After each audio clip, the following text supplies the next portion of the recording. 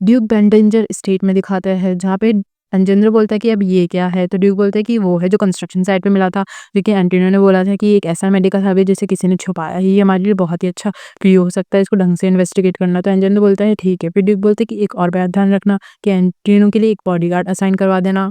मुझे ये पता होने के बाद कि कोई मुझे हार्म करना चाहता है, मैं नहीं चाहता कि मेरे आस-पास रहने वाले लोगों को भी कोई खतरा फ़ील होए। ऐसे बोल के इंजीनियर बोलता है कि ठीक है और ग्रेन्स मैं आपकी बात पूरी कर दूँगा। फिर ड्यूक बोलता है कि ठीक है, फिर मैं इम्पीरियल पैलेस के लिए जा रहा हूँ थोड़ी देर के लिए। तो फिर इंजीनियर बोलता है कि ठीक है, समझ में आ गया है। फिर हमें दिखाते हैं कि crown Prince office imperial palace में ड्यूक पहुँच जाता है, जहाँ पे क्राउन प्रिंस बोलते हैं कि अच्छा थी वो मेडिकल हर्ब जो तुम्हें स्कूल कंस्ट्रक्शन साइट पे मिली थी, वो भी तुम्हें लगता है कि ड्यूक ने प्रोवाइड कराया है? तो ड्यूक बोलते हैं कि हाँ, ऐसा लगता है कि किसी ने चला कर ये सब कुछ किया है और मेरे को इसके लिए इन्वेस्टिगेशन ढंग से करनी पड़ेगी ताकि मैं कल्प्रिट को ढूँढ सकूँ। तो फिर क्राउन प्रिंस बोलता है कि अच्छा ऐसा है कि तुम कहना चाहते हो अपीयरेंस जैसा कि तुम कह रहे हो, या फिर ऐसा है कि ड्यूक रंगे हाथ पकड़ा गया किसी के पॉकेट में एक्स्ट्रा कॉइन डालते हुए? तो वो बोलता है ड्यूक गुस्से में, योर हाइनेस। तो फिर क्राउन प्रिंस बोलता है कि तुम इतना चिल्ला क्यों रहे हो? थोड़ा शांति रखो, मैं सब कुछ बता रहा हूँ। तो फिर ड्यूक बोलता है कि ऐसा कुछ भी नहीं है जैसा आपने सोचा है। फिर ड्यूक कुछ बोलता नहीं है। फिर क्राउन प्रिंस बोलता है कि चलो अब देखते हैं उन मेडिकल हब्स को जो तुम लेके आए हो, उन्हें थोड़ा ऐसे देखते हैं कि क्या है क्या नहीं है। कि देखते हैं हम उसके बाद डिसाइड करेंगे चेकिंग करने के बाद कि ये कोई अपीयरेंस है इसके लिए ज़रूरी या फिर ये कोई पकड़ा गया है ऐसा एक्ट करता हुआ। फिर हमें दिखाते हैं कि क्राउन प्रिंसेस कैसे एक समय के बाद अलग-सा हो गया है, कि ये सब उस मोमेंट में स्टार्ट हुआ था जब एम्पायर की डेथ हुई थी। उसके बाद से ही क्राउन प्रिंसेस बदल गया है। उसी के बाद क्राउन प्रिंसेस ने जो भी वो देखता है उस उन सब चीज़ों पे शक होता है। फिर ड्यूक सोचता है कि वो तो एक हालाँकि एक ट्रेजिक इवेंट था, लेकिन उसके बाद से मुझे सबसे लड़ना पड़ता है ताकि मैं अपनी फैमिली का नाम और क्लोसेट को अपने रिश्तेदारों से बचा के रख सकूँ। लेकिन मेरे लिए क्राउन प्रिंसेस कुछ भी नहीं है, सिर्फ़ एक फेलियर ही है। फिर क्राउन प्रिंस बोलता है, चलो अब देखते हैं कि ये काम करता है भी या नहीं। क्राउन प्रिंस बोलता है कि इन्वेस्टिगेशन की तो ज़रूरत पड़ेगी शायद से, क्योंकि ड्यूक मेरे पास खुद से आया है। फिर ड्यूक सोचता है कि पता नहीं कि ये सच बोल रहा है या मज़ाक, क्योंकि इसको देख के ऐसा लग रहा है कि ये सिर्फ़ नाटक कर रहा है, किसी रिग्रेट हो रहा है। तो फिर वो बोलता है क्राउन प्रिंस कि कोई ऐसा है कि क्या पता एंटिनो भी तुम्हारे साथ यहाँ आया है? तो ड्यूक बोलता है कि तुम उसके बारे में क्यों पूछ रहे हो? फिर क्राउन प्रिंस बोलता है कि तुम इतनी डिफेंसिव मत हो, मैं तो सिर्फ़ उसे इतने टाइम से देखा नहीं ना, तो मैं देखना चाहता था कि वो कैसे कर रहा है। और वैसे भी ड्यूक, ये तो सही है, मैंने सुना है कि तुम नेपोलियन ब्लड लाइन के बारे में तो तुमने सुना ही होगा। तो ड्यूक बोलता है कि हाँ, मैंने उनके बारे में सुना ही है।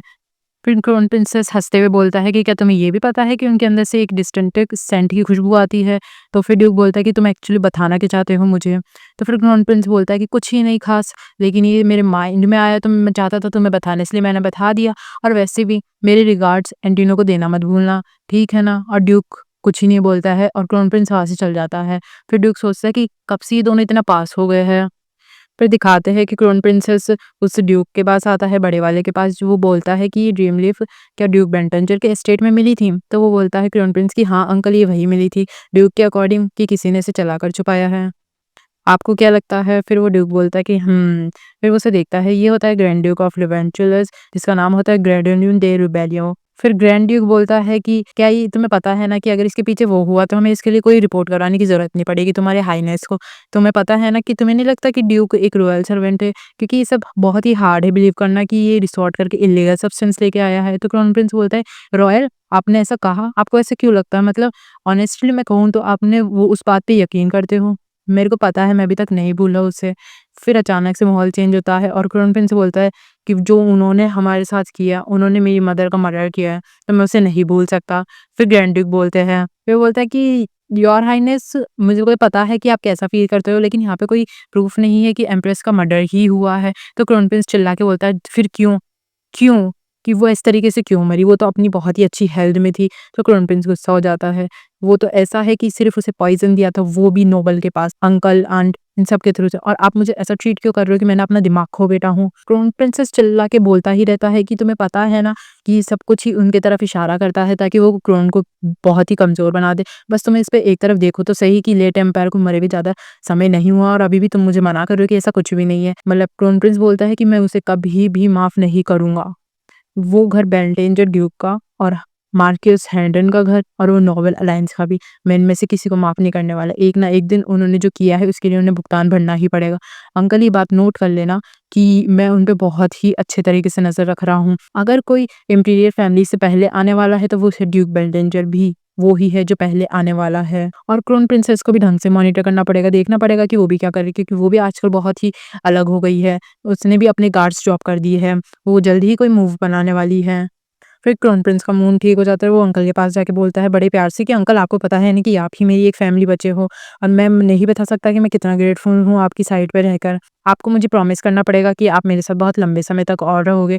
तो फिर ग्रैंड ड्यूक बोलते कि ऑफ कोर्स योर हाइनेस, मैं आपके साथ ही रहूँगा। ग्रैंड ड्यूक बोलते कि मेरे को भी कुछ बिज़नेस है क्राउन प्रिंसेस से, तो मुझे माफ़ करना, मैं यहाँ से चाहता हूँ। तो क्राउन प्रिंस बोलता है कि ठीक है, फिर मैं बाद में बोलूँगा आपको यहाँ पे रुकने के लिए, अभी आप जा सकते हो उससे मिलने के लिए, ठीक है? फिर आप जाओ अंकल। इतना बोल के ग्रैंड ड्यूक वहाँ से जा रहा होता है, और वो सोच रहा होता है कि इन्होंने ड्रीम लीफ ढूँढ लिया, आखिरकार ये कैसे यूज़लेस फूल्स हैं। अगर इम्पीरियल फैमिली ने इसे पहले ढूँढा है, तो ये तो बहुत ही अच्छा मौका है ड्यूक को हटाने का। देखना पड़ेगा इसके बारे में सब कुछ मुझे। फिर ग्रैंड ड्यूक सोचता है वैसे भी कुछ भी खो, लेकिन उस बेवकूफ़ क्राउन प्रिंस को पता नहीं चला कि इसने मुझे बिल्कुल भी सस्पेक्ट नहीं किया, और मेरा चांस आ चुका है, अगली बार ही सही, लेकिन मैं इन दोनों को हटा दूँगा, ड्यूक और प्रिंस को दोनों को यहाँ से साफ कर दूँगा। फिर दिखाते हैं ग्रैंड ड्यूक को, जो कि एम्पायर बोलता है कि एम्पायर सिर्फ़ मेरे से ही बिलॉन्ग करता है। Your highness the crown princess grand duke rebellion आपको देखने के लिए आया है, ऐसा बोलता है उनका सर्वेंट क्राउन प्रिंसेस को, और वो बोलती है क्राउन प्रिंसेस कि ठीक है, उसे अंदर आने दो। फिर ग्रैंड ड्यूक अंदर जाता है, और वो देखते हैं कि वहाँ पे ऑलरेडी एंटिनो आ रखा है। फिर क्राउन प्रिंसेस पूछती है कि क्या हुआ योर ग्रेंस, आप मुझे अचानक से कैसे देखने आए हो? तो एंटिनो सोचता है कि ग्रैंड ड्यूक रेबेलियन। फिर ग्रैंड ड्यूक बोलती है कि हाँ, हाँ, मुझे तुमसे कुछ पूछना था, लेकिन ये जेंटलमैन यहाँ पे। तो फिर क्राउन प्रिंसेस बोलती है कि ये तो एक गेस्ट है जो कि डकलफैम हाउस से आया है। फिर एंटिनो बोलता है कि मेरा नाम एंटिनो है। तो फिर ग्रैंड ड्यूक बोलते हैं अच्छा, तो तुम ज़रूर वो ही सर्वेंट हो जिसके बारे में मैंने काफ़ी सुना है। फिर ग्रैंड ड्यूक अलग टोन में बोलता है कि तुम वही हो ना जिसने ड्रीम लीफ को ढूँढा है, मैं क्या सही कह रहा हूँ? फिर एंटिनो बोलता है कि हाँ। तो फिर एंटिनो सोचता है कि ग्रैंड ड्यूक को ऑलरेडी पता है कि मैं कौन हूँ, ये तो अच्छा नहीं हुआ। फिर ग्रैंड ड्यूक बोलते हैं कि ड्यूक को तो बहुत ही अच्छा फ़ील हो रहा होगा क्योंकि इसके साइड पे एक रॉयल सर्वेंट है। फिर क्राउन प्रिंसेस बोलती है एंटिनो, मुझे लगता है कि तुम्हारे लिए अच्छा होगा कि तुम आज के लिए बस इतना ही सही है। तो फिर एंटिनो बोलता है कि ठीक है, तो फिर मैं यहाँ से जाता हूँ। और फिर एंटिनो जा रहा होता है, और क्राउन प्रिंसेस और ग्रैंड ड्यूक बात कर रहे होते हैं। क्राउन प्रिंसेस बोलती है कि आपने किसी बात के डिस्कशन के लिए कुछ बोला था ना? फिर ग्रैंड ड्यूक बोलते हैं कि वो तो मुझे कुछ टर्म्स और एग्रीमेंट से सेटलमेंट करना है, तो मैं आपकी परमिशन लेने आया हूँ। तो फिर एंटिनो सोचता है कि ये मेरी तरफ से मेरी तरह इस तरीके से क्यों देख रहा था कि ये किसी को मारना ही चाहता है। फिर एंटिनो कॉरिडोर में चलता हुआ आ रहा होता है, और सोचता है कि उस कल्प्रिट को ढूँढते-ढूँढते तो मुझे बहुत ही अजीब फीलिंग आने लग गई है।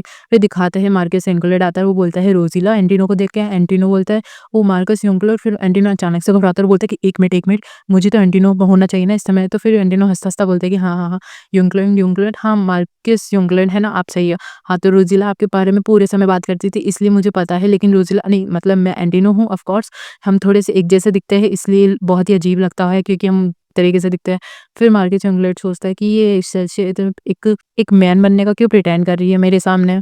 फिर मार्कस बोलता है कि अच्छा, तो आप रोज़िला के फोस्टर भाई हो ना? तो रोज़िला मतलब एंटिनो बोलता है कि हाँ, हाँ, आपसे पहली बार मिलके मुझे बहुत अच्छा लगा, लेकिन मेरे को बताना कि आपका नाम क्या है दोबारा से, यूकेलोसी या योंकेलोसी? मुझे माफ़ करना, लेकिन मुझे याद नहीं है। तो फिर मार्कस बोलता है कि मैंने अभी तक तुम्हें बताया नहीं, मैं जॉन यवॉन योंक्लिड हूँ, जो कि नेपोलियन डेलीगेशन को रिप्रेजेंट करता है। फिर एंटिनो बोलता है कि हाँ, हाँ, अगली बार से मैं इसको याद रखने की पूरी कोशिश करूँगा।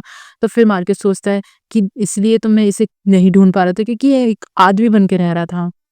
फिर मार्कस सोचता है कि ये कितनी ही अजीब बात है कि शल्शे किस तरीके से जी रही है, लेकिन इसे पता नहीं है कि मैं इसे जान सकता हूँ क्योंकि हम ब्लड रिलेटिव है, और हम एक दूसरे की सेंस से जान सकते हैं कि कौन है। तो फिर मार्कस एंटिनो को बोलता है कि अगर रोज़िला बिज़ी है तो मैं तुम्हारे साथ मिलकर मुझे बहुत अच्छी लगी मिस्टर एंटिनो, और टाइम समय से समय हम मिलते रहेंगे। तो फिर एंटिनो बोलता है कि हाँ, मैं क्यों? तो फिर तो फिर मार्कस बोलता है कि तुम टेंशन मत लो सेल्च, ऐसा वो सोचता है। फिर वो बोलता है कि मुझे नहीं पता, लेकिन हमें ऐसा लगता है कि हमें एक साथ मिलते हुए रहना चाहिए। तो फिर मार्कस सोचता है कि कुछ भी हो, लेकिन मैं तुम्हारी साइड पे हमेशा रहूँगा, और वो दोनों हाथ मिला रहे होते हैं। फिर हमें ड्यूक पेंटन जो रेजिडेंस में दिखाते हैं कॉलेज के ऑफिस में। फिर एंजेंद्रो ड्यूक को बता रहा होता है कि कंस्ट्रक्शन साइट पे सारा काम सब कुछ सही चल रहा है और वो लंबर। तो ड्यूक बोलता है कि उन सबको छोड़ो, मुझे तो ये बताओ कि एंटिनो के साथ कुछ अनयूजुअल हुआ है? तो एंजेंद्रो बोलता है कि एंटिनो के साथ वो सिर्फ हर आइनेस से मिलने गई थी और क्राउन प्रिंसेस से मिलने गई थी सुबह पैलेस में, और उसके बाद उन्होंने कॉन्टैक्ट किया था मार्कस यंगलर्ड से। तो फिर ड्यूक सोचता है मैंने उसे कहा था ना कि ये सब उसके लिए डेंजर हो सकता है, लेकिन वो मुझे कभी सुनता ही नहीं है। और फिर घर पे आने के बाद एंटिनो ने चाय पी थी यंग लेडी के साथ, और फिर वो दोबारा काउंट बेडनेस को देखने चल गया है। तो ड्यूक बोलता है कि तो काउंट बेडनेस, लेकिन क्यों वहाँ पे, क्यों इस समय? तो एंजेंद्र बोलता है कि ये मुझे नहीं पता, लेकिन उनके अंदर क्या चल रहा है, लेकिन मुझे अभी भी पूरी डिटेल्स नहीं पता, लेकिन ऐसा लगता है कि वो कुछ लेने गए हैं कौन से। तो फिर ड्यूक के आस-पास भी अजीब-सा माहौल बन जाता है। वो सोचता है कि मैंने जो रूमर्स सुनी थी वो क्या सही है? कॉन्वेनेंट मेंटली अनस्टेबल है, लेकिन ये सब कैसे हो सकता है और इनका इन सब से एंटेनो का क्या ही लेना-देना हो सकता है? आखिर ये करना क्या चाह रहा है? तो फिर अंजेंद्र बोलता है कि ड्यूक कुछ अनयूजुअल लग रहा है अगले पेज पे, क्या आप देखना चाहोगे? तो फिर अंजेंद्र बोलता है कि मुझे ऐसा मेरे को ये भी पता चला है कि जो एंटिनो है, वो क्राउन प्रिंसेस से मिलते वक़्त उन्होंने ग्रैंड ड्यूक रेबेलिया से भी मिले थे क्योंकि वो उस समय पैलेस पे पहुँच गए थे। तो ड्यूक बोलते हैं एकदम से शॉक होके कि कैसे? तो फिर अंजेंद्र बोलता है कि जब मिस्टर एंटिनो हर हाइनेस से मिलने गए थे, तो वहाँ पे ग्रैंड ड्यूक भी किसी तरीके से मिलने आए थे और उन दोनों ने कुछ टाइम के लिए फेस टू फेस भी रहे थे एक-दूसरे के सामने। फिर ड्यूक कुछ ही नहीं बोलता और सोचता है कि ग्रैंड ड्यूक कहीं उसने एंटिनो को रिकॉग्नाइज़ तो नहीं कर लिया? अगर कर लिया है तो ये बहुत ही डेंजरस की बात है क्योंकि मैंने बहुत ही डिस्टेंस रख रखा है उन दोनों को एक-दूसरे से और मैं नहीं चाहता कि कुछ हो और ये मेरे को सुनता क्यों नहीं है? ये सब क्या कर रहा है एंटिनो? क्या चाहता क्या है? ये सब ड्यूक सोच रहा होता है। फिर हमें दिखाता है कि ड्यूक ने एंटिनो को बुलाया था, फिर वो बोलता है एंटिनो कि ड्यूक आप मुझे सुनाई दिया है कि आपने मेरे को बुलाया है किसी काम के लिए। तो फिर ड्यूक बोलते हैं कि हाँ, किसी काम के लिए, मेरे को पता है किस काम के लिए। फिर वो अचानक से ड्यूक एंटिनो के बहुत ही करीब आता है और बोलता है कि मुझे कुछ चेक करना है तुम्हारे में से। मुझे समझ में नहीं आता है कि क्यों बार-बार यही मैं इस कोने पे आके अटक जाता हूँ। ये क्या है आखिरकार? ये फिर से सेंट लगा के आ गया है।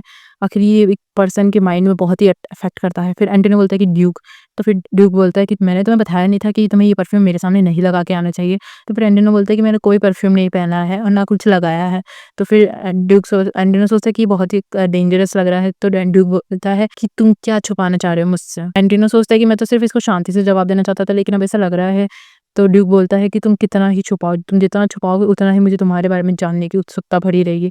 और वैसे भी कि वहाँ पे कुछ अजीब हुआ नहीं होगा जब तुम पैलेस में ग्रैंड ड्यूक को देखने गए थे, है ना? ऐसा कुछ भी नहीं है ना? तो फिर एंटोनियो बोलते हैं कि आपको कैसे पता कि मैंने देखने गया था? क्या आपने मुझे फिर से फ़ॉलो करने के लिए किसी को मेरे पीछे भेजा था? तो मेरे आंसरों का जवाब दीजिए ना। तो फिर ड्यूक बोलता है कि तुम्हें इन सब चीज़ों से मतलब नहीं है, तुम मेरी बातों को बहुत ही आराम से लेते हो। फिर ड्यूक एंटिनो को एक वार्निंग देता है कि अगर तुम नहीं चाहते कि तुम्हारी मौत बहुत बुरी तरीके से हो तो मेरी बातों को ध्यान रखना और है ना सब कुछ मान लेना मेरी बातें क्योंकि मैं तुम्हें सिंसियरली वार्निंग दे रहा हूँ एंटिनो। तो एंटिनो बोलता है कि ठीक है और हाँ एक बात और ध्यान रखना कि ये बात सिर्फ हम दोनों के बीच में रहनी चाहिए और मैं चाहता हूँ कि तुम रोज़िला और एंटिनो और मैं हम तीनों एक साथ खाना खाएँ। तो फिर एंटिनो बोलता है कि क्या? मतलब? तो फिर ड्यूक बोलता है कि क्यों? तुम इतना सरप्राइज़ क्यों हो? मैंने सिर्फ खाना खाने के लिए ही बोला है। फिर ड्यूक सोचता है कि जो भी हो एक बार हम सब खाना खाने बैठ जाएँगे तीनों, तो ये जो भी मेरे को फ़ीलिंग हो रही है वो मुझे पता चल जाएगा। तो फिर एंटिनो हँसता-हँसता बोलता है अजीब तरीके से कि हाँ, हाँ, बहुत ही वाओ! ये कितना अच्छा साउंड कर रहा है। ये तो एक प्रपोज़ल के लिए तरीके से लग रहा है। मुझे तो मैं इस तुम्हारे साथ खाना खाने के लिए बहुत ही खुश रहूँगी। इस तरीके से हड़बड़ाते हुए एंटिनो बोलता है। फिर वो बोलता है लेकिन रोज़ीला बहुत ही ज़्यादा बिज़ी है इन दिनों, तो मुझे ऐसा लगता नहीं है कि वो अपने आप के लिए टाइम निकाल पाएगी। तो फिर ड्यूक को बोलता है क्यों? तो फिर एंटिनो बोलता है कि वह वो एक्चुअली वो किसी से मिल रही है तो मुझे नहीं लगता कि वो हमारे साथ किसी और मैन के साथ खाना खाएगी क्योंकि वो थोड़ा-सा अजीब-सा इनअप्रोप्रिएट होता है इसलिए। तो फिर ड्यूक बोलता है कि अच्छा मैंने देखा, लेकिन ये समय की बात नहीं है, ये मार्केट्स की बात है ना और मैं नहीं चाहता। फिर ड्यूक बोलता है कि मैं कुछ भी नहीं चाहता लेकिन तुम दोनों भाई-बहन इतना हार्ड वर्क कर रहे हो अपने डेब्ट को पे करने के लिए तो बस मैं तुम्हारे साथ एक शांति से खाना खाना चाहता हूँ।